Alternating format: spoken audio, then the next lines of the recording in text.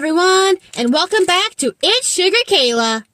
On this video, I've got 3 new candies for you to try, one of which I have never had before because I refuse to even try it. But I'm finally going to try it today.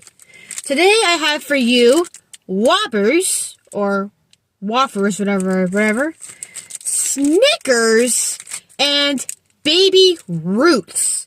Now, this is what I refuse to try, so today I'm finally gonna try it. To start off strong, we are doing the Whoppers. Alright, this is what we are looking at. Just basically chocolate balls.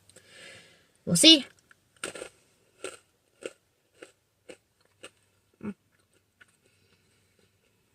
It's like a wafer dipped in chocolate.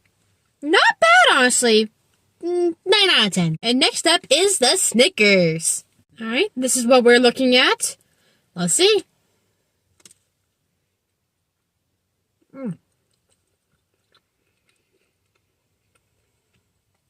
of the Three Musketeers with nuts.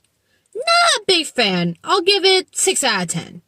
And last but not least, it's the Baby Ruths. Alright, this is what we're looking at. I'm so scared right now.